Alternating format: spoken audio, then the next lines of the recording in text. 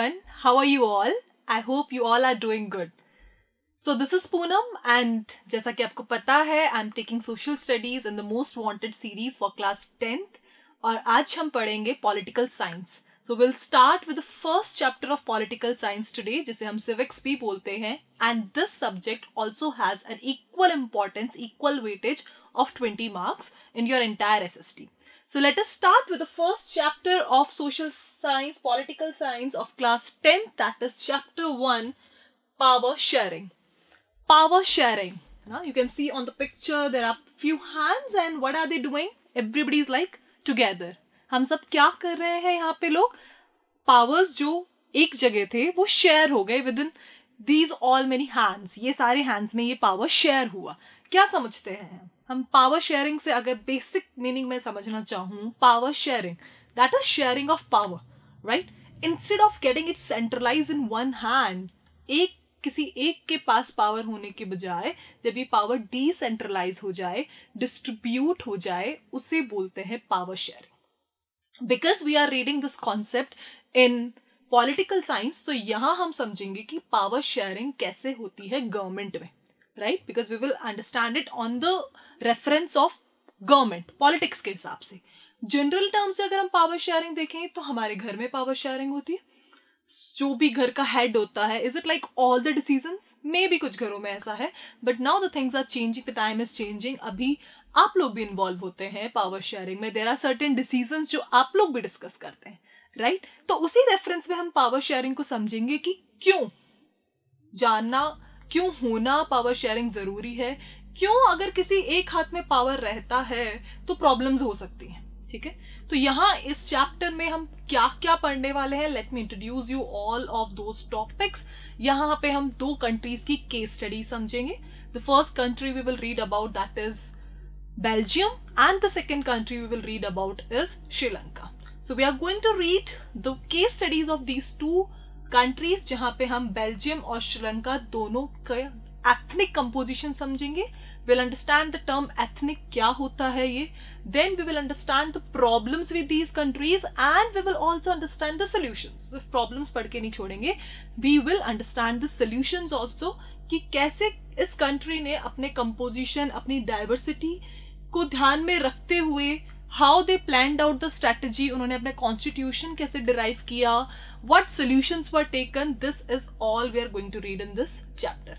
और case studies के बाद में हम पढ़ने वाले हैं why is power sharing desirable, क्यों जरूरी है, the reasons behind it, and the last topic we will do, this is a 5 marks question generally asked from this chapter, that is forms of power sharing, types of power sharing, कि Indian government power sharing कैसे कैसे करती है.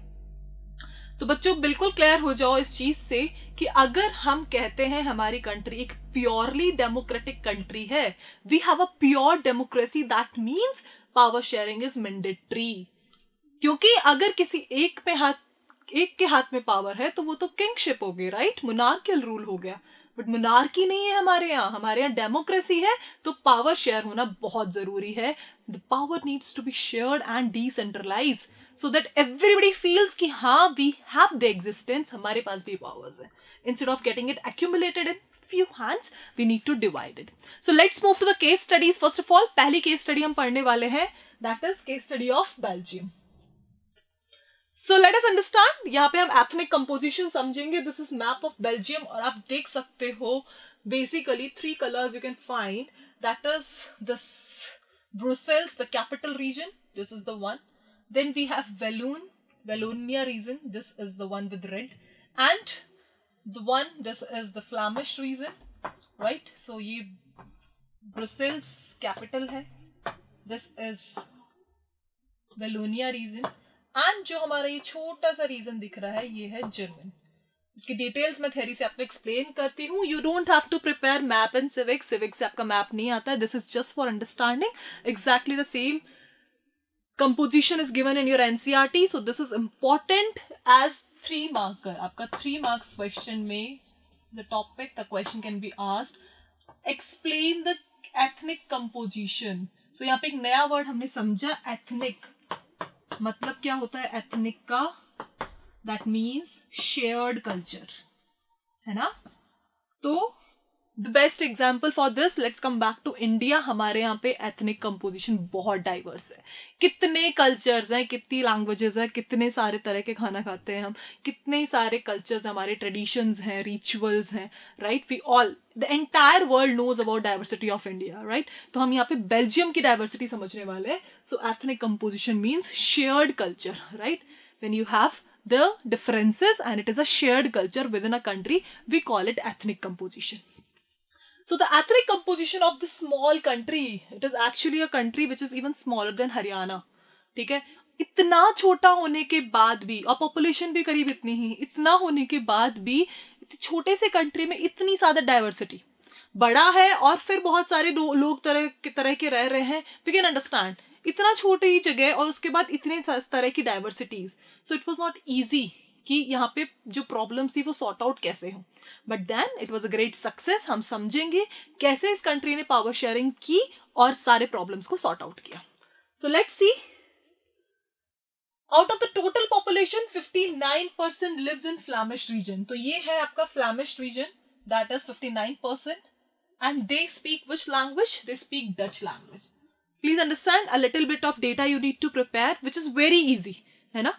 The thing is, next 40%, तो 59 plus 40% they speak French. तो आपको क्या learn करना है? 59% लोग वहां पे डच बोलते थे, बेल्जियम की बात कर रहे हैं हम, एंड 40% लोग फ्रेंच बोलते थे, एंड बाकी का जो 1% है, that 1% speak German. So this is how we can understand the linguistic variation, linguistic diversity. क्या होती है linguistic diversity? Language ways. तो लैंग्वेज बेस्ड डाइवर्सिटी क्या थी बेल्जियम की? बेल्जियम में majority, that is 59% speak which language? Dutch. 40% they speak French और 1% लोग जर्मन बोलते थे. तो यू कैन अंडरस्टैंड नो, अब लोग तो सारे ही हैं, जर्मन भी है तो सिर्फ 1% है, उनको इग्नोर भी कर सकते थे. ठीक है, सबसे ज्यादा फ्लैमिश रीजन, दैट वाज, सबसे ज्यादा बात करूं तो 59% डच बोलते थे, तो वहां पे भी मेजॉरिटी थी, they could have favoured the majority. But let's see actually Belgium government ने क्या किया, हाउ दे सेटिस्फाइड एवरीबडी. अब बात करते हैं अपोजिट. यही अपोजिट था कहां पे? ब्रुसेल्स में, कैपिटल सिटी. हमारे यहाँ पे दिल्ली में अलग ही कल्चर हो, ठीक है, और इंडिया, पूरे इंडिया में सेम हो, दिल्ली में अलग हो, तो कैसे, कितना कॉम्प्लेक्स हो जाएगा. बेल्जियम में ऐसा ही था. बेल्जियम में बाकी का बेल्जियम, ब्रुसेल्स को छोड़ के, the rest of the Belgium, there the majority spoke, they speak which language? Dutch. Whereas Belgium में क्या था? बेल्जियम की कैपिटल ब्रुसेल्स में, in the capital city of Brussels 80% यहां पे मेजॉरिटी क्या बोलती थी? फ्रेंच, और 20% दे स्पीक डच. तो यहां पे अपोजिट था, यहां पे फ्रेंच बोलने वाले ज्यादा, that is 80%, a big majority, and बाकी का 20% दे स्पीक डच. तो that was Contra situation. Belgium में, बाकी बेल्जियम में डच ज्यादा बोल रहे थे, और यहां पे ब्रुसेल्स में जो कैपिटल सिटी है वहां पे कौन ज्यादा बोल रहा है, क्या ज्यादा बोल रहे हैं? That is French. So it was entirely complicated. You can understand, linguistic variation बहुत ज्यादा था. ठीक है, एंड इवन दो जो माइनॉरिटी फ्रेंच स्पीकिंग थी पूरे बेल्जियम में, दे वर रिलेटिवली रिच एंड पावरफुल. तो व्हाट कम्स, ये सारा एथनिक वेरिएशन समझ के अब क्या समझ में आया कि क्या करे यहाँ की गवर्नमेंट, ऐसे कैसी पॉलिसीज बनाए कि सब खुश रहें. क्या जर्मन जो 1% हैं उनके लिए भी कुछ प्रोविजंस हो, उनको भी कुछ राइट्स मिले, या फिर ऐसा करे कि जो मेजॉरिटी बोल रहे हैं, है ना, दैट इज डच, उनके कुछ फेवर में कुछ कर दें, है ना. They should give some more privileges, ताकि देयर शुड बी लाइक, हाँ मेजॉरिटी खुश रहेगी, माइनॉरिटी कैन बी इग्नोर्ड. या फिर, लेकिन ये कैसे कर सकते थे, क्योंकि ब्रुसेल्स में अलग ही सिचुएशन थी. What was the problem? Brussels में जस्ट अपोजिट था, यहाँ पे फ्रेंच स्पीकिंग मोर थे, डच स्पीकिंग कम थे. So what could be done, है ना. ये प्रॉब्लम बहुत कॉम्प्लिकेटेड थी बेल्जियम के साथ. But then wait, solution was there, and it was a beautiful solution taken by the Belgium government. Will see to it, but उससे पहले हम और समझते हैं एक बार नेक्स्ट केस स्टडी को, क्योंकि हम एक बार प्रॉब्लम्स देख ले फिर सोल्यूशंस देखेंगे. तो बेल्जियम की problem, I guess you are clear with it, that is यहाँ पे लिंग्विस्टिक प्रॉब्लम था, कैपिटल कंट्री, कैपिटल सिटी का अलग प्रॉब्लम था, मेन बेल्जियम का अलग था. ठीक है, now coming to Sri Lanka case study, वो और भी ज्यादा कॉम्प्लिकेटेड. यहाँ पे सिर्फ लैंग्वेज का ही इशू नहीं था, यहाँ पे लैंग्वेज के साथ साथ रिलीजियस डाइवर्सिटी भी थी. But guys you can understand ना, इंडिया में तो इतनी डाइवर्सिटी है, फिर भी हम सब वी आर लिविंग कूल, हम सब सॉर्टेड है ना? क्यों? क्योंकि कंट्री, हमारा कॉन्स्टिट्यूशन इतना स्ट्रांग है, पावर शेयर्ड है, तो सब खुश है। हम उस कॉन्सेप्ट पे आते हैं, समझते हैं केस स्टडी ऑफ श्रीलंका, वहां क्या प्रॉब्लम थी।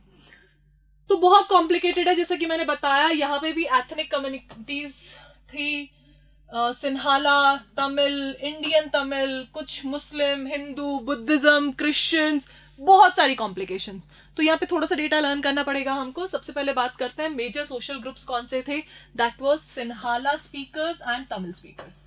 तो अगर मैं लैंग्वेज वेरिएशन की बात करूं तो मेजॉरिटी बोलती है what language? Sinhala speakers, that is 74%। तो मेन लैंग्वेज श्रीलंका की उस टाइम पे दैट वाज सिन्हाला।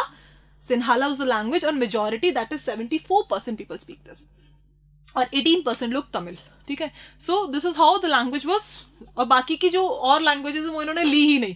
ठीक है, बाकी का जो बचा है डेटा वो उन्होंने लिया ही नहीं। मेजर 2 लैंग्वेजेस यहाँ पे है, that is Sinhala and Tamil. ये 2 लैंग्वेजेस सबसे मेजॉरिटी पे बोली जाती हैं श्रीलंका में। एंड तमिल्स में भी, इन तमिल्स में भी 2 डिवीजन है। एक थे वहीं के तमिल्स, नेटिव्स तमिल्स, श्रीलंकन तमिल्स, और दूसरे हमारे Indian Tamils. So Tamil natives of the country they were Sri Lankan Tamils, 13% ये तमिल्स थे। एंड बाकी के जो rest whose forefathers came from India as plantation, है ना, इनके हम इंडियंस आपने सुना होगा before globalisation, many of Indians, especially from Tamil Nadu, they migrated to Sri Lanka for as indentured labor, as a labor on contract, casual laborers वो गए थे वहां पे. So these were actually the rest whose forefathers came from India as plantation workers. हम लोग के ancestors वहां गए and they were called Indian Tamils. तो Tamilians भी divided थे, वहां के native Tamils और Indian Tamils. But problem ये नहीं थी. इससे भी ज्यादा प्रॉब्लम क्या थी, लैंग्वेज के अलावा जो मेजॉरिटी लैंग्वेज बोलते थे लोग, Sinhalese, right? Sinhala speakers were called Sinhalese. तो ये कौन सी लैंग्वेज बोलते थे? सिन्हाला. और इनका रिलीजन, मेजॉरिटी जितने भी सिन्हाला स्पीकर्स थे, देवर बुद्धिज्म फॉलोअर्स, वो बुद्धिस्ट थे. ठीक है, तो अब क्या हुआ, मेजॉरिटी लैंग्वेज वाइज भी सिन्हाला की और रिलीजन वाइज भी उनका रिलीजन बुद्धिज्म, जो मेजॉरिटी फॉलो कर रहा है. ठीक है, दूसरी साइड बात करूं मैं तमिलियंस की, तो जो तमिल बोलते थे वो रिलीजन वाइज इधर देवर हिंदूज और मुस्लिम्स, या तो वो हिंदूज थे या वो मुस्लिम्स थे, right? So you can understand no, majority religion wise, language wise दोनों एक सेक्शन की हो गई कि जो सिन्हाला ज्यादा बोलता है वो रिलीजन वाइज भी बुद्धिज्म फॉलोअर मेजॉरिटी है.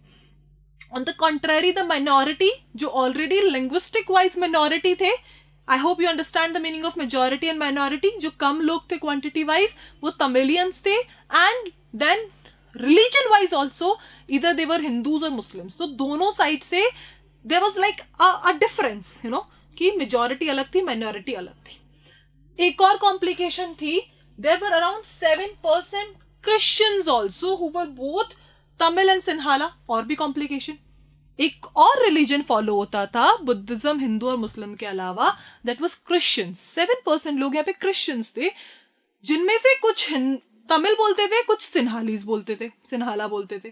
ठीक है, तो you can understand, very complicated. Belgium से ज्यादा भी प्रॉब्लम यहाँ पे, तो है ना, वहां से भी ज्यादा प्रॉब्लम, वहां सिर्फ लैंग्वेज की थी, यहाँ पे लैंग्वेज की भी है, रिलीजन की भी है. यहाँ पे भी कंट्री के पास 2 ऑप्शन थे गवर्नमेंट के पास, या तो क्या करे, सबके बीच में पावर शेयर कर दे, गिव इट टू एवरीबडी, सबको खुश रखे. यहाँ क्या ऑप्शन था, मेजॉरिटी का साथ दे दे, माइनॉरिटी को इग्नोर कर दे. ठीक है, अब चेक करते हैं किस कंट्री ने क्या किया. So what comes to your mind, किसने क्या किया होगा? अगर आपको थोड़ा बहुत भी पुराना इंफॉर्मेशन है अबाउट श्रीलंका केस स्टडी, क्योंकि श्रीलंका की केस स्टडी काफी फेमस थी, it was much in news, LTTE आपने सुना होगा, राइट? दिस ऑर्गेनाइजेशन, वहां पे violence. We have the case study of Rajiv Gandhi. अगर आप will not go much in detail about it, coming back to NCERT, तो आपको पता होगा कि श्रीलंका का solution actually was not a success, it was a failure. और हम वो जानेंगे. Along with that, we will understand Belgium, जिसका actually successful step था. Let's see how. तो अब समझते हैं हम श्रीलंका की केस स्टडी समझने के बाद कि श्रीलंका ने ऐसा क्या किया कि इतनी प्रॉब्लम्स हो गई. ठीक है, तो children, this is a marks booster. यहाँ पे ये क्वेश्चन बनता है 3 मार्क्स का. कि श्रीलंका ने क्या किया जिसकी वजह से इतनी प्रॉब्लम्स हो गई, अपनी उस लिंग्विस्टिक और रिलीजियस डाइवर्सिटी, उस एथनिक कंपोजिशन को कैसे सॉर्ट आउट किया, कैसे सबको खुश रखा और क्या सब खुश हुए। Let's check it. ठीक है, so first of all this type of जो श्रीलंका ने फॉलो किया इसे बोलते हैं majoritarianism. This word has come from a simple word majority. At times this question comes in one marker कि majoritarism क्या होता है। It is given in your NCERT as a glossary। बेटा glossary अच्छे से करके जानी है, glossary से terms आते हैं आपके 1 markers में। तो majoritarism, the word has come from majority। इसका मतलब क्या होता है, when any action is taken in favor of majority, by favoring the majority, taking side of majority and ignoring the interest of minority। आपने minority को बिल्कुल ignore कर दिया कि ठीक है कुछ लोग ही तो हैं, इनको खुश रखना कोई जरूरी नहीं है, ज्यादा वालों को रख लेता हूं, वो खुश तो मेरा सब सॉर्टेड।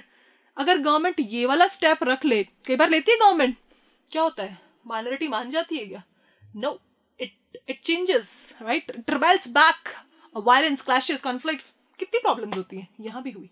Let's check it. तो श्रीलंकन गवर्नमेंट ने क्या किया, इट गॉट इंडिपेंडेंट इन 1948 और इंडिपेंडेंट होने के बाद जो पहला कॉन्स्टिट्यूशन बनाया उसमें एक एक्ट पास किया जिसे हम 1956 एक्ट बोलते हैं।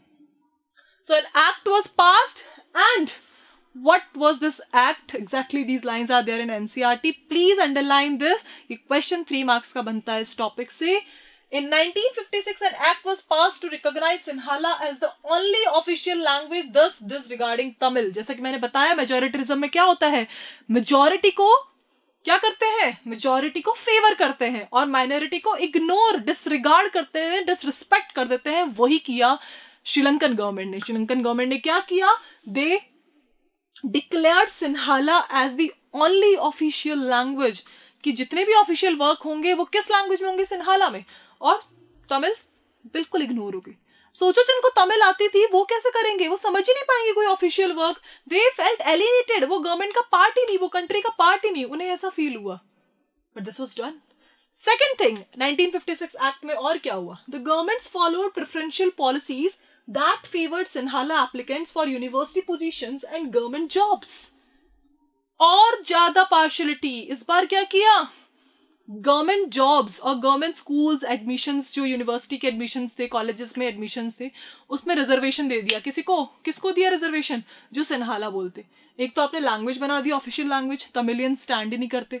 उसके बाद आपने सिन्हाला स्पीकर जो कैंडिडेट्स थे, स्टूडेंट्स थे, उनको आप रिजर्वेशन दे रहे हो। जैसे हमारे यहाँ कास्ट बेस्ड रिजर्वेशन है, वहां पे लैंग्वेज बेस्ड कर दिया कि जिसको ये लैंग्वेज आती है उनको प्रेफरेंस दो जॉब्स में, एडमिशंस में। अगेन यू कैन इमेजिन ना, सिन्हालीज को तो बहुत अच्छा लग रहा होगा इस टाइम पे। व्हाट अबाउट तमिलियंस, उनके लिए सब चीजें नेगेटिव हो रही हैं, दे वर कंप्लीटली डिसरिगार्डेड। ठीक है। Third thing what they did, a new constitution stipulated that the state should protect and foster Buddhism। ये क्वेश्चन 3 मार्क्स का आता है बेटा, first point, second point and third point. As it is आप अगे 3 marks. You can change the language, I have already told you, आपको NCERT रटनी नहीं है, you need to understand the concept. Concept समझ में आ गया, आप अपनी लैंग्वेज में लिखिए, but the language should not be a layman language. Layman language और एक स्मार्ट क्लास 10th के बच्चे की लैंग्वेज में बहुत डिफरेंस होता है। यही बात मैं एक छोटे बच्चे को समझाऊं, वो समझ जाएगा, बट वो अपनी लैंग्वेज में एक बच्चे वाली लैंग्वेज लिखेगा, राइट। बट हमें टर्मिनोलॉजी इग्नोर नहीं करनी। अगर मैं एथनिक वर्ड यूज करूंगी तो the answer would be smart, the examiner will have a good influence, right. तो यहाँ पे हमें यही करना है। ठीक है, अगर वर्ड आप मेजोरिटरिज्म यूज करेंगे, सिन्हाला गवर्नमेंट फॉलोड मेजोरिटरिज्म, एक तरीका ये भी है दे फेवर्ड मेजोरिटी, है ना, but the terminologies actually give a good impression और समझ में आएगा एग्जामिनर को कि आप पढ़ के गए हो, राइट। सो थर्ड स्टेप यहाँ पे इन्होंने लैंग्वेज वाला लिया। थर्ड, रिलीजन वाइज भी क्या किया, द कॉन्स्टिट्यूशन में लिखा गया कि बुद्धिज्म को स्प्रेड करो, लोगों को क्या करो, इंस्पायर करो, they should prosper, they should foster Buddhism, ज्यादा से ज्यादा लोग बुद्धिज्म फॉलो करें। You can understand religion wise. अभी इंडिया में ऐसा कुछ हो जाए किसी एक पर्टिकुलर रिलीजन को लेकर, यू कैन अंडरस्टैंड क्या होगा, कम्युनल वायलेंस कैसा बढ़ेगा इंडिया में, है ना। तो ये इंपॉर्टेंट है समझना कि यहाँ पे श्रीलंकन गवर्नमेंट ने कंप्लीटली माइनॉरिटी को डिसरिगार्ड किया, इग्नोर किया और मेजॉरिटी को फेवर किया, रिलीजन वाइज भी एंड लैंग्वेज वाइज भी, ठीक है। अब रिजल्ट क्या आया, है ना, क्वेश्चन इससे भी आता है कि रिजल्ट क्या आया। आप सब सही सोच रहे हैं, रिजल्ट ऐसा ही आया जैसा आप सोच रहे हैं, है ना। सोचो सारे बॉयज को मैं बोलूं गेम्स पीरियड जाओ स्कूल में, और गर्ल्स आप बैठो यार, है ना, आज आपका गेम्स नहीं है, क्या करेंगी girls, they will start hating me. ऐसा ही तो होता है, ऐसा ही होता है। Tamilian started hating Sri Lankan government और रिबेल किया, और बहुत बुरा रिबेल किया। Let's check it how. By 1980, several political organizations were formed demanding an independent Tamil Elam. Elam समझते हैं आप, तमिल वर्ड है, इसका मतलब है स्टेट। इंडिया में 2014 में आंध्र प्रदेश का डिवीजन मांगा, है ना, तेलंगाना हम सबको पता है। एक सॉर्टेड सा डिवीजन मांगा, गवर्नमेंट ने समझा और दे दिया। मना कर देते तो क्या होता, है ना। यू कैन अंडरस्टैंड, यहाँ पे मना कर दिया। पहले तो आपने उनको अलग, इंडिया में तो हम लोगों ने कोई अलग किया भी नहीं था। इट वॉज लाइक फॉर ना, of course the government would have notice कि कुछ बेटर हो जाएगा, तो डिवीजन कर दिया। आंध्र प्रदेश वही है, तेलंगाना वही है, हैदराबाद वही है, कुछ चेंज नहीं हुआ। बट कुछ extra extra we can say privileges were given, not to the state but yes when the it was a different state, तो वहां के जो नेटिव्स हैं उनको बेनिफिट्स मिले, दैट इज समथिंग एल्स। लेकिन इंडिया ने सोल्यूशन कैसा लिया बेटा, सब सॉर्ट आउट किया, है ना, सबको सेटिस्फाई किया, इग्नोर नहीं की उनकी डिमांड्स। स्पेशली जब डिजर्विंग, जब बिल्कुल लॉजिकल डिमांड है तो बिल्कुल इग्नोर नहीं करनी। यहाँ पे हुआ जब ये सारे 3 लॉज पास हो गए, ये एक्ट पास हो गया, तो ऑफ कोर्स लोगों का एलिनेटेड फील करना ऑब्वियस था। लोगों ने किया, बहुत सारे ऑर्गेनाइजेशंस बने, और फाइनली डिमांड हुई कि हमें तो एक अलग अपना तमिलियंस का स्टेट चाहिए, एलम चाहिए, ठीक है। And specially north and east part, क्योंकि यही पार्ट जो था नॉर्थ और ईस्ट वाला, इसमें ज्यादा तमिलियंस थे, है ना, कि आप इसको डिवाइड कर दो, ठीक है ना। You can understand this one, Sri Lankan Tamils, ये वाला जो पार्ट था नॉर्थ और ईस्ट, कि हमको डिवाइड कर दो और ये हमारा एक आप एलम कर दो, डिफरेंट स्टेट कर दो, ठीक है। But the government denied, it was rejected. और फिर क्या हुआ, डिस्ट्रस्ट हुआ, वायलेंस हुआ, क्लैश हुआ, कंट्री में वॉर हुआ। और जब किसी कंट्री के सिविलियंस, लोग वहीं within country, when there is such situation, we call it civil war. तो what is civil war? War, the clashes, the violence within the country amongst its civilians, we call it civil war. वो हुआ तमिल इसमें, श्रीलंका में। And then what was the result? Civil war हुआ, तो you can all understand, lots of peoples were killed, thousands of people were killed in this, violence spread हुआ। जो श्रीलंका, हमने economics chapter 1 में पढ़ा था डेवलपमेंट में, कि अगर हम नॉन इनकम गोल्स की बात करें तो Sri Lanka has done actually far better than India. उसके बाद भी श्रीलंका पीछे हो गया, क्यों? इस सिविल वॉर की वजह से। तो क्या समझा आपने इस पूरे केस स्टडी से? ये समझ में आया कि श्रीलंका ने पावर शेयरिंग नहीं करी। पावर शेयरिंग नहीं करी, पावर किसके हाथ में रहा? मेजॉरिटी के हाथ में। The majority held the power. So the majority held the power, the minority felt alienated and the minority rebelled back. Country में वायलेंस हुआ, जो इकोनॉमी, जो कंट्री का डेवलपमेंट स्टेटस ग्रो कर सकता था, वो बैक हो गया। And this is the reason power sharing is actually desirable. तो civil war was the consequence which was actually never expected consequence. अब बात करते हैं पॉजिटिव। तो ये वाला सोल्यूशन क्या हुआ श्रीलंका का बेटा? फेल हो गया, मेजोरिटिनिज्म फेल हो गया। अब बात करते हैं बेल्जियम की। तो बेल्जियम, इसने बहुत अच्छा किया, है ना। बेल्जियम के साथ भी प्रॉब्लम थी। हम लेट्स रिवाइज, बेल्जियम में हमने एथनिक कंपोजिशन क्या पढ़ा था? यहाँ पे प्रॉब्लम क्या थी? लैंग्वेज की। और लैंग्वेज भी क्या, बेल्जियम में अलग थी और उसकी कैपिटल में अलग। बेल्जियम में डच ज्यादा बोल रहे हैं लोग, ब्रुसेल्स में फ्रेंच ज्यादा बोल रहे हैं, और फिर 1% जर्मन भी है बेल्जियम में, है ना। तो थी प्रॉब्लम, तो थी, है ना। अब बेल्जियम ने सॉल्व कैसे किया? बहुत ब्यूटीफुल सोल्यूशन लिया। Belgium actually did amendments in its constitution 4 times। Easy नहीं है ना, सबको खुश रखना इजी नहीं है। मम्मा को सारा, सबका, मम्मा को भाई का, बहन का, पापा का, सबके पसंद का खाना बनाना है और सबको खुश रखना है। तो शील फाइंड आउट अ सोल्यूशन जो सबको खुश रखे, राइट। तो बेल्जियम ने क्या किया? सबकी चॉइस पूछी, है ना, पूछी और चेंजेस किए, कॉन्स्टिट्यूशन में अमेंडमेंट्स किए। You all understand the meaning of amendment? Changes, right. Changes किए, टफ था, इजी नहीं था, कॉम्प्लेक्स था, टाइम लगा, बट हो गया, ठीक है, करने से हो गया। And results were very beautiful, positive results आए. लेट अस नो ऐसा क्या किया बेल्जियम ने कि बेल्जियम के इस मॉडल को, कॉन्स्टिट्यूशन मॉडल को, हमने इंडियंस ने भी इंडियन कॉन्स्टिट्यूशन में हमने इसको कॉपी किया, इंस्पायर हुए हम. बेल्जियम का मॉडल एंटायर वर्ल्ड में द मॉडल ऑफ अकोमोडेशन के नेम से फेमस है. Please understand the terms. हमने श्रीलंका में पढ़ा मेजोरिटेनिज्म, वहां पे मेजोरिटी को फेवर किया गया. यहां हम टर्म पढ़ेंगे अकोमोडेशन. प्लीज अंडरस्टैंड, अकोमोडेट करना मतलब एडजस्ट करना. बहुत जरूरी हो जाता है ना लाइफ में कभी कभी एडजस्टमेंट्स. अगर आपको एडजस्ट करके चीजें पॉजिटिव कर रही हैं, रिजल्ट्स, कॉन्सिक्वेंसेस, आउटकम्स पॉजिटिव आ रहे हैं, तो वो एडजस्टमेंट्स अच्छे होते हैं, है ना. Specially when you are running a country, government की पोस्ट पे हैं आप, you are running a government, उस टाइम पे तो आपको अकोमोडेशंस करने ही होते हैं. थोड़ा तुम खुश हो, थोड़ा मैं खुश हूं, एंड लाइफ विल गो. तो यहाँ पे ऐसा ही हुआ. बेल्जियम गवर्नमेंट ने अकोमोडेशन किया, थोड़ा डच को खुश रखा, थोड़ा फ्रेंच को खुश रखा, थोड़ा जर्मन को खुश रखा, सबको खुश रखा और सब खुश हो गए. And the country became an inspiration. पूरे यूरोप में, पूरे वर्ल्ड में ये Belgium model of accommodation famous है. क्यों फेमस है जानते हैं, था क्या ये model. The Constitution prescribes that the number of Dutch and French speaking, and children please, it's mark booster. ये question 5 marks का बनता है इस topic से.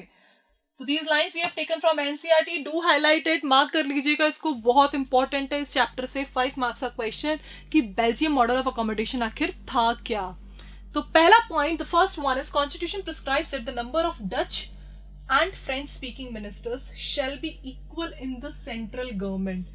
तो सबसे पहले बात करते हैं, यहाँ पे फेडरलिज्म था. फेडरलिज्म समझते हैं आप? What is federalism? Class 8th की एसएसटी में भी था, 9th की एसएसटी में भी था.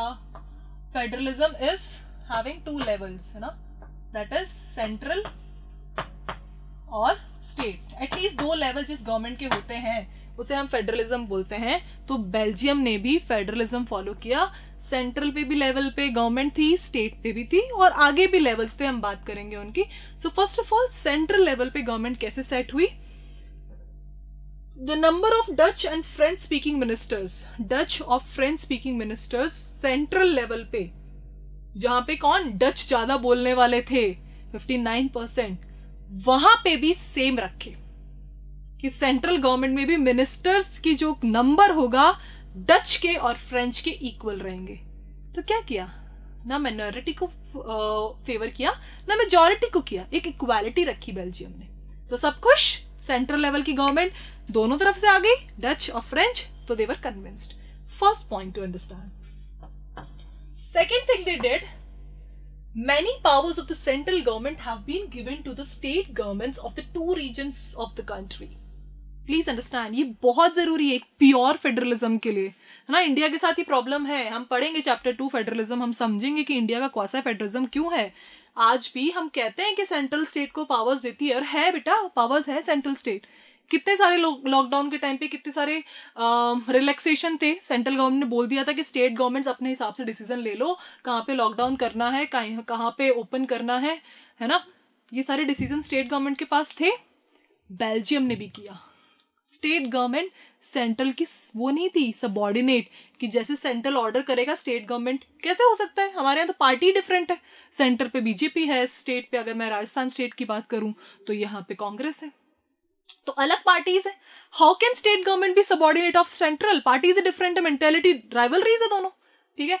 यही बेल्जियम ने किया. बेल्जियम ने कहा, क्या कहा कि सेंट्रल स्टेट को ऑर्डर नहीं कर सकती, स्टेट सेंट्रल की सबॉर्डिनेट नहीं है.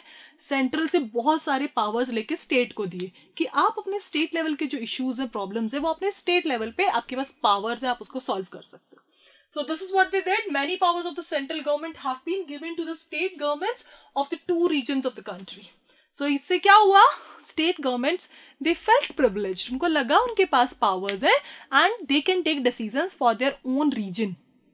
बहुत फर्क पड़ता है ना कि अगर आप अपने रीजन में पावरफुल हैं, कि हाँ केरला गवर्नमेंट, हमने चैप्टर 1 इकोनॉमिक्स में पढ़ा, लास्ट डे 1 क्या पढ़ा था हमने, कि केरला गवर्नमेंट ने अपने स्टेट में हेल्थ और एजुकेशन पे लगाया पैसा, लगाया दिमाग, लगाया ध्यान, एंड दैट्स द रीजन कि सबसे डेवलप्ड स्टेट है, ठीक है. तो वैसे ही ये प्रमोशन किया गया, स्टेट गवर्नमेंट्स को भी पावर्स दिए गए सेंट्रल गवर्नमेंट के. थर्ड थिंग, जैसा कि हमने प्रॉब्लम पढ़ी थी कि ब्रुसेल्स में अलग ही प्रॉब्लम थी, वहां पे फ्रेंच स्पीकर्स 80% और डच स्पीकर्स 20%, तो वहां पे अलग इशू था। अब वहां कैसे लोगों को खुश करें? तो जैसे सेंट्रल पे खुश हुए ना लोग, सेंट्रल पे क्या किया, इक्वल रखे। उन्होंने कहा ब्रुसेल्स में भी इक्वल रखो, मेजॉरिटी माइनॉरिटी को सपोर्ट ही मत करो, करोगे तो क्लैशेस होंगे। And what they did in Brussels, they had a separate government in which both the communities have equal presentation. Again, जैसा फर्स्ट पॉइंट में पढ़ा, आपको लर्न कैसे करना, बहुत ईजी है लर्न करना। फर्स्ट और थर्ड पॉइंट, फर्स्ट में सेंट्रल पे दोनों पावर्स, दोनों मिनिस्टर सेम लैंग्वेज से थे, डिफरेंट लैंग्वेज से सेम नंबर।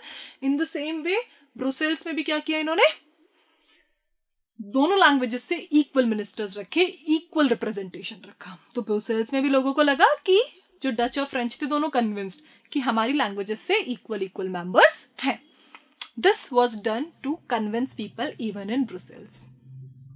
डच खुश हो गए, फ्रेंच खुश हो गए जो बोलने वाले थे, है ना, डच रेस्ट ऑफ बेल्जियम में भी खुश हो गए, ब्रुसेल्स में फ्रेंच खुश हो गए कि हाँ सबको इक्वल मिल गया। अब कौन बचा? कोई बचा था ना अभी भी बेल्जियम में, which was that third one? German. 1%। Ignore करते हैं उनको? नहीं कर सकते थे। वो 1% को भी ध्यान रखा गया। That was the most beautiful part of this accommodation model कि उस 1% जर्मन पे भी वर्क हुआ। कैसे वर्क हुआ? Let's see. Community government is elected by the people belonging to one language community. तो जो फोर्थ स्टेप लिया गया इस मॉडल ऑफ अकोमोडेशन में वो था कम्युनिटी गवर्नमेंट। जैसे इंडिया में we have central, state and third level पे लोकल गवर्नमेंट, यहाँ लोकल की जगह बनाई गई central, state and community government. Please understand the term, ये community government separately 1 mark question भी आ जाता है और ये 5 मार्कर 3 मार्कर्स में भी है। ठीक है, कोई चीज नहीं है बेटा, कोई भी टॉपिक अगर 3 मार्क्स से 5 मार्क्स में आ रहा है, अगर 3 मार्क्स में आ रहा है तो 3 पॉइंट्स लिखो सबसे अच्छे, 5 मार्क्स में आ रहा तो 5 पॉइंट्स। आप ये क्वेश्चन कर ही नहीं सकते कि मैम ये टॉपिक तो 3 मार्क्स का, मैं 5 में कैसे लिखूं, या मैम ये बहुत बड़ा है मैं इसको 3 में कैसे लिखूं, 3 में पूछ लिया, जिसमें पूछा आपको वैसे ही लिखना है। That's why SST is an art, है ना, आंसर करना एक आर्ट है, वही हम सीखेंगे। ठीक है, तो that's why even these slides have been prepared that way कि आप पॉइंट्स में समझ सके, है ना। जैसा यहाँ लिखा है आपको प्रैक्टिस वैसे ही करनी है, अपने सैंपल पेपर्स वैसे करने हैं और एग्जाम में तो पक्का लिखना भी वैसा ही है। तो पॉइंट्स में ही लिखने हैं आपको आंसर्स। 3 मार्कर्स है तो बेस्ट 3, 5 मार्कर क्वेश्चन है तो 5 बेस्ट 5 पर। ठीक है, अब पूरे 5 नहीं हो रहे तो क्रिएट भी करने पड़ जाएंगे, लेकिन लिखने 5 पॉइंट है अगर मार्क्स लूज नहीं करने तो। Fine, I was telling you about this community government. ये क्या है? As the name says community, है ना। तो ये किसी पर्टिकुलर कम्युनिटी के लिए कि जर्मन चाहे तो अपनी गवर्नमेंट बना सकते हैं, फ्रेंच चाहे तो अपनी, डच चाहे तो अपनी। सो this is how all the 3 communities they could make their own government. This was community government for a particular community. और उनके फिक्स कर दिए कि वो किन किन टॉपिक्स पे डिसीजन खुद ले सकते हैं। They could take decision regarding culture, education and language. Language, culture और एजुकेशन रिलेटेड कोई भी इशू है तो उस पर ये कम्युनिटी गवर्नमेंट अपने खुद के लॉज बना सकती है। तो don't you think that was a satisfying decision? Main general issues इसी के होते हैं, कल्चर पे हो गया, लैंग्वेज पे हो गया, एजुकेशन पे हो गया, तो ये सारे राइट्स दे दिए कम्युनिटी गवर्नमेंट को। And this is how we can say that Belgium satisfied everybody. और इतना खुश कि जब यूरोपियन यूनियन हुआ तो Brussels was chosen as the headquarter ना। बेल्जियम को ये एक अचीवमेंट था कि यूरोपियन यूनियन के लिए जब हेडक्वार्टर चूज होना था सारी यूरोपियन कंट्रीज को, तो वो हेडक्वार्टर चूज किया गया। दिस इज इंपॉर्टेंट, ये आपका है ब्रुसेल्स में यूरोपियन यूनियन का headquarter. This was the achievement which was given because of this accommodation model. Please see to it, ये एग्जैक्टली टॉपिक, ये 4 पॉइंट्स आपके एनसीईआरटी में गिवन है बेटा। ये 5 मार्क का क्वेश्चन यहां से बनता ही है। Fine, so here we complete the case studies part. यहां इस टॉपिक में कंप्लीट होता है श्रीलंका और बेल्जियम की केस स्टडीज। अब इस चैप्टर में बचे हैं 2 टॉपिक और। First topic is why is power sharing desirable. Again यहां से 1 मार्कर्स और 3 marker, it's not very important. हम एक बार जनरली देखते हैं, क्वेश्चन 1 मार्क का आता है मोस्ट ऑफ द टाइम कि पावर शेयरिंग डिजायरेबल क्यों है। वैसे अब तक के इन सारे एग्जाम्पल से आप समझ चुके होंगे कि पावर शेयरिंग डिजायरेबल क्यों है ना। Why is power sharing desirable, चाहिए क्यों? तो आपसे पूछती हूँ मैं, क्यों चाहिए? इन सारी केस स्टडी से क्या समझ में आया? भाई कर लो पावर शेयरिंग, वरना लड़ाइयां हो जाएंगी, कॉन्फ्लिक्ट्स हो जाएंगे। अगर एक ही हाथ में रखोगे तो जिसके हाथ में वो तो खुश है, जिसके पास नहीं है वो रिबेल करेगा, it will fight back, Sri Lanka. और सबको दोगे तो बेल्जियम, सब खुश, प्रॉब्लम नहीं होगी, कंट्री ग्रो करेगी। घर में भी ऐसा ही है, कोई एक के पास सारे पावर तो जिनके पास नहीं है वो क्या करेंगे, दिपिंग, ये क्या, we need powers, right? We want to rebel, हम मौका ढूंढते हैं कब बात करें, कब आर्ग्यूमेंट हो, और सबके पास पावर्स होते हैं तो हम खुश, यस हम हैं, हम एग्जिस्ट करते हैं, ठीक है? तो power sharing is actually important. इसको समझने के लिए हम इन रीजंस को, किसी भी काम के पीछे रीजंस जो होते हैं वो दो कैटेगरीज होती हैं, है ना? लाइक टेक एग्जाम्पल, हम मॉर्निंग में हम कभी भी बड़ों से मिलते हैं, हम पैर छूना पसंद करते हैं, राइट? ये हमारे कल्चर में है ना, इंडियन ट्रेडिशन में है, वी सीक ब्लेसिंग्स, राइट? क्यों लेते हैं पैर, क्यों छूते हैं? अब एक रीजन कहता है कि वी गेट पॉजिटिव वाइब्स, है ना, विश्वास, ऐसे एक ट्रस्ट बना हुआ है कि बड़ों का आशीर्वाद ले, है ना, फील अच्छा आता है, पॉजिटिविटी होती है, उनका आशीर्वाद बना रहे, that is the scene, right, reason, है ना? इस रीजन को बोलते हैं मॉरल रीजन, क्योंकि वैल्यूज से रिलेटेड है, मॉरल वैल्यूज से। अब दूसरा रीजन मैं ढूंढना चाहूँ तो एक्सरसाइज हो जाती है, टच कर रही हूँ तो एक्सरसाइज हो जाती है मेरे बोन की, है ना? तो ये मैंने क्या किया, मैंने इसके पीछे कुछ निकाल लिया, लॉजिकल रीजन, है ना, कुछ साइंस लगा दी इसके पीछे, या प्रॉफिट या लॉस लगा दिया कि ये करने से मुझे फायदा है या ये करने से मुझे नुकसान है। तो जब मैं किसी चीज के पीछे ये सोचूं कि फायदा या नुकसान क्या है, उस रीजन को बोलते हैं prudential reason. So children, in this why is power sharing desirable, हम यहाँ दो तरह के रीजन समझेंगे। वन इज मॉरल रीजन, जहां हमें लॉजिक नहीं पता चीज के पीछे, बट हम करते हैं क्योंकि वैल्यूज एसोसिएटेड है, दिल कहता है कि वो कर लो, और जब दिमाग कहे, राइट, दिमाग पूछता है क्यों, तो दिमाग जब पूछे उस रीजन को बोलते हैं prudential reason. So please understand there can be two different sets of reasons in the favour of power sharing. Question आ जाता है, कभी वो पूछ लेता है what is moral reason of power sharing, कभी वो पूछ लेता है व्हाट इज प्रूडेंशियल रीजन। इस तरह से 1 मार्क का क्वेश्चन इस टॉपिक से आता है। First set of reason is called prudential, है ना? प्रूडेंशियल का मतलब क्या है, please understand, something with profit और लॉस। जब आप किसी काम को करने से पहले ये देखते हो ना कि इसको करने से मुझे नुकसान होगा या फायदा होगा, राइट? प्रॉफिट और loss, you are going to gain something और you are going to lose something, then that is called prudential reason, logic behind something, right? And second is moral reason, where you associate it with values. Maybe कुछ नहीं मिल रहा मुझे, फायदा नुकसान, but because everybody is doing and I'm doing and I'm happy doing it, that is moral reason behind something. तो power sharing के दोनों reasons जानते हैं। The first reason is power sharing is good. First reason, that is prudential reason, because it helps to reduce the possibility of conflict between social groups. यही तो हुआ था Belgium में, पावर शेयरिंग हुई बिकॉज उससे क्या हुआ, conflicts between social groups, Dutch, German, French आपस में लड़ सकते थे, बट पावर शेयरिंग हो गई तो क्या हुआ, कॉन्फ्लिक्ट ही नहीं हुआ। और श्रीलंका में क्या हुआ, लड़े इंडियंस और तमिलियंस एंड सिन्हालीज दोनों लड़े, क्यों, क्योंकि वहां पे पावर शेयरिंग नहीं हुई। तो सबसे बड़ा फायदा क्या है पावर शेयरिंग का, पावर शेयर करो, लड़ाइयां ही नहीं होगी, सब खुश। घर में भी ऐसा ही है, कहीं भी जाओ, ऑफिस में भी ऐसा ही है ना, बॉस बॉस बॉस, लेकिन बॉस ने थोड़ा सा कहा तुम ये कर लो, तुम ये कर लो, तुम ये कर लो, और तुम ये, and then it was like थोड़ा सा इनफॉर्मल, तो क्या होगा, the employees will also feel कि हाँ मैं हूं, मेरा इंपॉर्टेंस मैटर करता है, राइट? मेरा existence should matter anywhere you are there in life. आपके होने से फर्क पड़ना चाहिए, आपके नहीं होने से भी फर्क पड़ना चाहिए।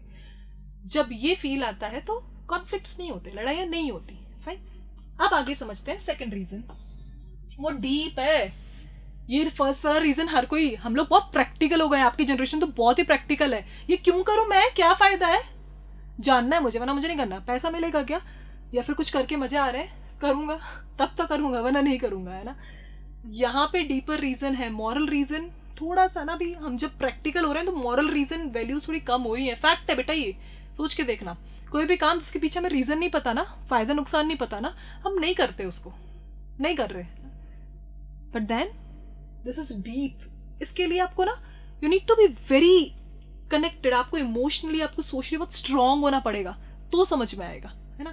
सो why power sharing is good और good for democracy, power sharing is the very spirit of democracy. जब मैंने चैप्टर स्टार्ट किया था तब मैंने बोला था अगर आप अब कहते हो कि आपकी कंट्री डेमोक्रेटिक है तो आप पावर शेयरिंग के लिए मना कर ही नहीं सकते, वरना तो ये मोनार्की है, डिक्टेटरशिप है ना. ऐसा बॉस, भाई मैंने कह दिया तो सब करेंगे, मुझे नहीं चाहिए, मैंने ये बता दिया तो ऐसे ही होना है, फिर मैं हुई क्यों, है ना.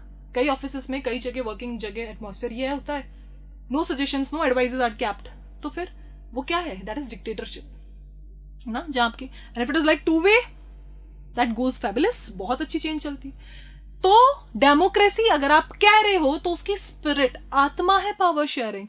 जब तक पावर शेयरिंग नहीं होगी आप डेमोक्रेसी कह ही नहीं सकते अपनी कंट्री को, right. So that pure soul, that very spirit, ये मॉरल रीजन हो गया, है ना. समझने में थोड़ा टाइम लगेगा बट समझ जाओगे.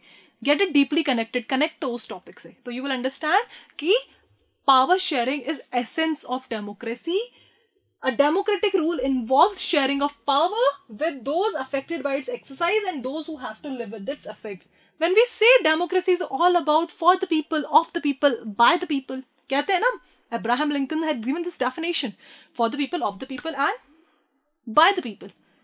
So people, right, power needs to be shared with people, otherwise it's not a democracy. That is why moral reason है कि it is true spirit, it is very spirit of democracy. So topic here completes of why is power sharing desirable. ऐसे हंसी वाले खुश चेहरे होंगे अगर power क्या होगा, शेयर होगा. ठीक है, तो मेक इट अ रूल, ये हर जगह बनाना है. कोशिश करिए, आपके पास पावर है शेयर करिए, नहीं है तो बात करिए. ठीक है, चीजें सॉल्व होंगी. अब बात करते हैं इस टॉपिक के, इस चैप्टर के लास्ट टॉपिक की. अगेन क्वेश्चन बनता है 5 मार्क्स का यहां से. Forms of power sharing, 5 marks का टॉपिक है बेटा, बहुत अच्छे से करना है ना. ये आपका लास्ट टॉपिक है. It's given in NCERT exactly, ये 4 पॉइंट गिवन है. अब मैम क्वेश्चन तो आप 5 मार्क्स का बता रहे हो, पॉइंट 5 ही है, 5 पॉइंट लिखेंगे कहां से. सो ये टॉपिक करने से पहले एक बार 8 समझ लेते हैं ना. 5 मार्क्स का है, इट्स ऑफ 5 मार्क्स, लिखने पॉइंट 5 है, 4 आर गिवन. तो कैसे इंट्रोड्यूस करोगे? First of all, every question needs to be, the answer needs to have an intro. आप डालो इंट्रोडक्शन हेडिंग डालो और फिर उसको इंट्रोड्यूस करो what the question is asking. यहाँ आप कैसे स्टार्ट कर सकते हो, there are various forms of power sharing, right, and in India we have these 4 forms of power sharing. या फिर आप कुछ इंट्रोडक्टरी लाइन डाल सकते हो, power sharing is very good to avoid the social conflicts, it is desirable to have a smooth life, to have a smooth running of government. ऐसे करके you can start, and then आप क्या करोगे, first, second, third, fourth point लिखेंगे. as it is नहीं लिखना है.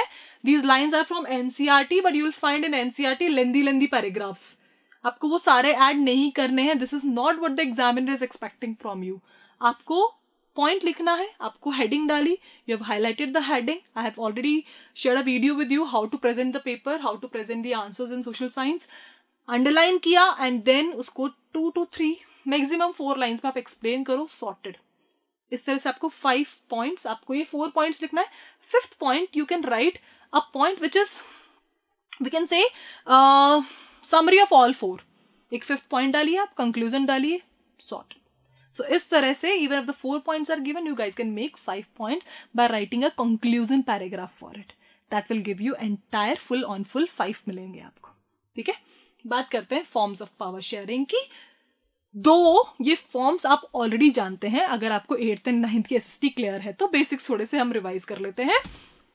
Forms of power sharing पे सेकेंड फॉर्म जो पावर शेयरिंग का है वो बहुत इंपॉर्टेंट है, और उसका रीजन है कि इस फॉर्म पे आपका चैप्टर 2 है सिविक्स का. क्लास 10th का ही पॉलिटिकल साइंस का जो चैप्टर 2 है वो इसी फॉर्म में से है ना. So let us start, not taking much time and confusing you into these forms. The first form you guys have already done in class 8th and 9th both. वापस से करते हैं. Power is shared among different organs of government such as the legislature, executive and judiciary. तो इस form of power sharing को कहते हैं horizontal form of power sharing. Okay, तो थोड़ा सा let's clear it more with this horizontal form of power sharing. अब horizontal कैसी लाइन होती है? दिस स्लीपिंग लाइन ना, ऐसी लाइन है ये लाइन है, right? May be not very straight but sleeping line है ना। यहाँ पे जो पावर शेयर है, यहाँ पे कोई बैठा है ए, यहाँ पे बी, यहाँ पे सी, ए बी सी को नाम दे देते हैं। ये है हमारे legislature, then we have the executive, and then we have the judiciary.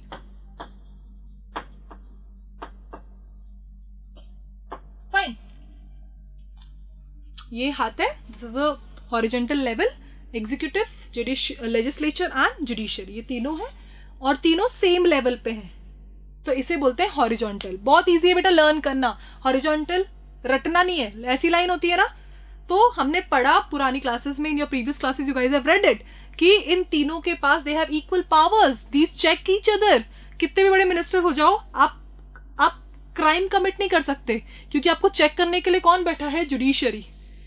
Even if you are making the laws, even if you are the one who executes, right, judiciary is going to check you, ठीक है। और अगर आप judiciary में you are the justice, chief justice, आपको president ने appoint किया है और उसके बाद प्रेसिडेंट आपको रिमूव नहीं कर सकता, इसका मतलब आप कुछ भी कर सकते हो नहीं, वापस से इम्पीचमेंट मोशन पास हो सकता है, 2/3 मेजोरिटी अगर हाँ कर दे तो चीफ जस्टिस भी रिमूव हो जाएगा। इसका मतलब तीनों के पास सेम पावर्स है और तीनों एक दूसरे को चेक कर सकते हैं। And this is the reason this method is also called check and balance method.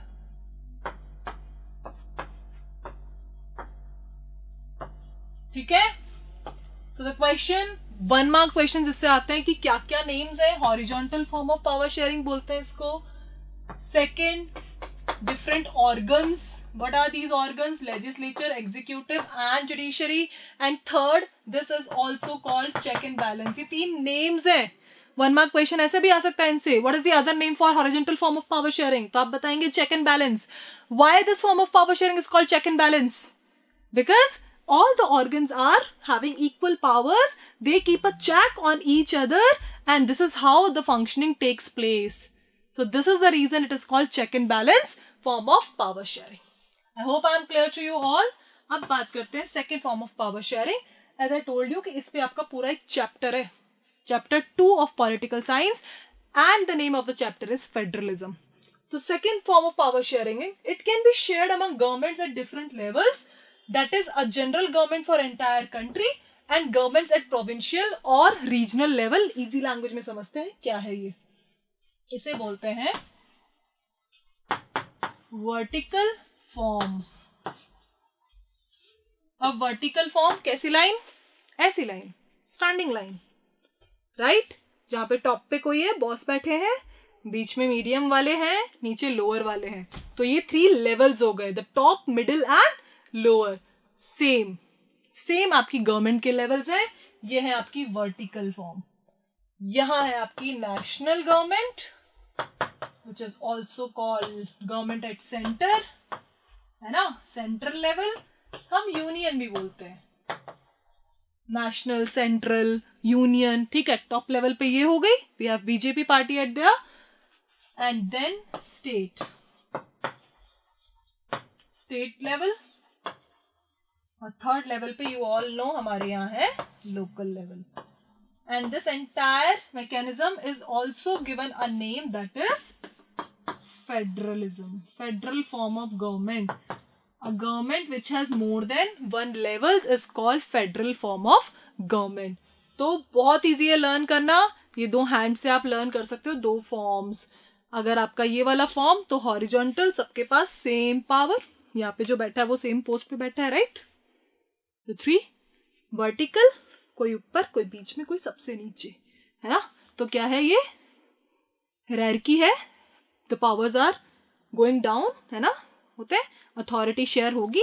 तो यहाँ पे भी ऐसा ही है, the national level, state level and local level, which is also called federal form of power sharing. तो question 1 mark का यहाँ पे it can be asked what is the other name for vertical form of power sharing? It is federalism, and then you can explain the 3 levels. I hope I am clear. तो ये 2 level बहुत easy थे और simple थे, ठीक है। अब पढ़ते हैं हम बाकी का third and fourth, these are also famous होते हैं, ये हम ऑब्जर्व नहीं करते, बट ये वाले फॉर्म्स ऑफ पावर शेयरिंग भी हमारी कंट्री में बहुत कॉमन है. Fine children, please see to it. This is the last topic जो हम करने वाले हैं इस चैप्टर से. Power may also be shared among different social groups such as religious and linguistic groups. You remember हमने बेल्जियम की केस स्टडी की थी और हमने पढ़ा था थर्ड लेवल ऑफ गवर्नमेंट, वहां पे कम्युनिटी गवर्नमेंट.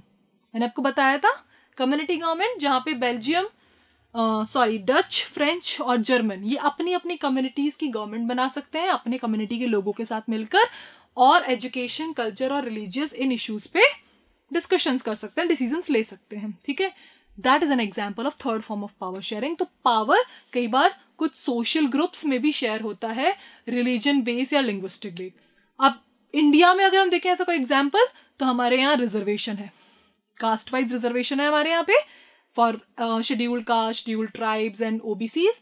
तो माइनॉरिटीज भी हैं हमारे यहाँ. तो ये सब एग्जाम्पल है किसका, ये third form of power sharing, जहाँ सोशल ग्रुप्स में रिलीजन, कास्ट, लैंग्वेज के बेस पे पावर शेयरिंग होती है. विमेन की बात करूं, अगर मैं लोकल लेवल पे, थर्ड लेवल ऑफ गवर्नमेंट, इस पे विमेन को 1/3 सीट्स रिजर्व्ड है, राइट. तो वो भी क्या है, एग्जाम्पल किसका है, दैट इज सोशल ग्रुप्स में पावर शेयरिंग. तो it is also very nice form of, Belgium का जो एग्जाम्पल है बेस्ट है. आप इंडिया के लिए एग्जाम्पल दे सकते हैं, caste based reservation, gender based reservation, right. तो this is how the third form of power sharing is also very prevalent in India. Fourth and the last form समझते हैं हम. Power sharing arrangements can also be seen in the way political parties, pressure groups and movements. तो यहाँ पे हमको कुछ रटना नहीं है, 3 नेम्स याद रखने हैं कि पावर शेयरिंग एक और जगह शेयर होती है और हमें पता है, हम ध्यान नहीं देते हैं उस पर. पॉलिटिकल पार्टीज पावर है इनके पास, स्पेशली अपोजिशन के पास पावर है. कोलिशन को सोचो, कोलिशन में क्या होता है, What is coalition? You have read it in junior classes. When one party is not able to form majority, तो फिर क्या करते हैं वो, alliances बनते हैं. एक पार्टी और पार्टीज का सपोर्ट मांगती है, the parties get ready, and when more than one party they get together and they form a government, such a government is called coalition government. अब ऐसे केस में क्या होगा, हमने 9th क्लास में भी पढ़ा था कि कोलिशन गवर्नमेंट का जो प्राइम मिनिस्टर है या चीफ मिनिस्टर है वो थोड़ा वीक हो जाता है. क्यों वीक हो जाता है भाई, उसको सारी पार्टीज को खुश रखना पड़ता है. लेकिन डिमांड की हमारी पार्टी से मिनिस्टर बनाओ आप, तो है ना, तो प्राइम मिनिस्टर वहां पे थोड़ा सा उसकी पावर्स पे कॉन्स्टेंट लग जाते हैं, चीफ मिनिस्टर की पावर्स पे कॉन्स्टेंट लग जाते हैं, डिपेंडिंग किस स्टेट पे बना है कोलिशन या सेंट्रल पे बना है.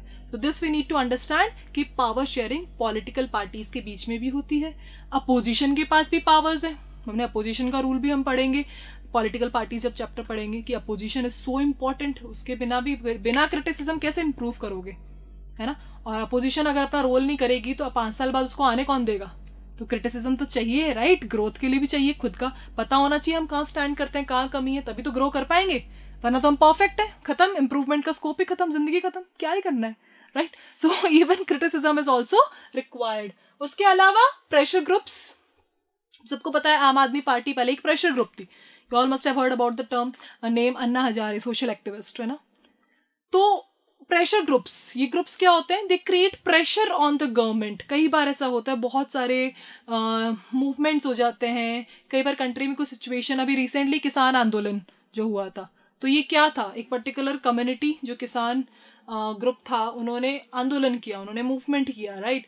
सो दे डिमांडेड देयर. तो ये प्रेशर ग्रुप्स गवर्नमेंट पे प्रेशर बनाया. तो इवन पावर उनके पास भी है ना. With the help of media they showed it, media is a mediator. तो तब पता चला कि यस, कम्युनिटीज के पास भी है. Various movements, I have already taken the example of किसान आंदोलन. कई बार स्ट्राइक्स होती हैं कंट्री में, मार्च होते हैं, candle march. These are the various ways by which people like, common people like you and me, हम लोग भी गवर्नमेंट में पावर शेयरिंग रखते हैं. So the fourth form of power sharing tells you about that only. Industrialist, industrialist बहुत बड़ी funding करते हैं, पॉलिटिकल पार्टीज को देते हैं. तो जब उनकी पार्टी जब आती है गवर्नमेंट में, तो दे गेट बेनिफिट्स, है ना, indirectly directly they get it. तो उनके पास भी पावर शेयरिंग. तो fourth form of power sharing basically क्या है बेटा, पावर शेयरिंग पॉलिटिकल पार्टीज को जो एक्स्ट्रा पावर्स मिलते हैं, प्रेशर ग्रुप्स को पावर मिलता है प्रेशराइज करने का गवर्नमेंट को, वेरियस मूवमेंट्स होते हैं, चाहे वो रेडिकल हों, चाहे वो पीसफुल मार्च हों. उसके अलावा industrialist, business class, various communities ले लो आप, ट्रेड यूनियंस ले लो आप, ठीक है, ऑटो वालों ने कर दिया स्ट्राइक, ऑटो नहीं चलेंगे। हमारे तो यहाँ कितना कॉमन ना, ऑटो वाले कर देते हैं, कभी डॉक्टर्स कर देते हैं, कभी टीचर्स कर देते हैं, कभी ज्वेलर्स कर देते हैं, बिजनेस क्लास कर सकती है, करते रहते हैं। ठीक है, तो ये सारी स्ट्राइक्स, ये सारे मूवमेंट, ये सब एग्जाम्पल है कि इंडियन गवर्नमेंट, कि हमारी गवर्नमेंट क्या कर रही है, सबके साथ पावर शेयरिंग कर रही है। Even the common people are part of power sharing. So this was all about the chapter power sharing. I hope आप समझ गए होंगे कि पावर शेयरिंग बहुत जरूरी है एक पीसफुल लाइफ के लिए, चाहे वो एक हाउस होल्ड, एक घर में पावर शेयरिंग हो, चाहे एक पूरी कंट्री का पावर शेयरिंग हो। So here we understood the importance of power sharing. This was about day 2. Day 3 we will start with geography. Stay in touch. Geography का chapter 1 resources and development हम करेंगे अपनी next class. Thank you everybody.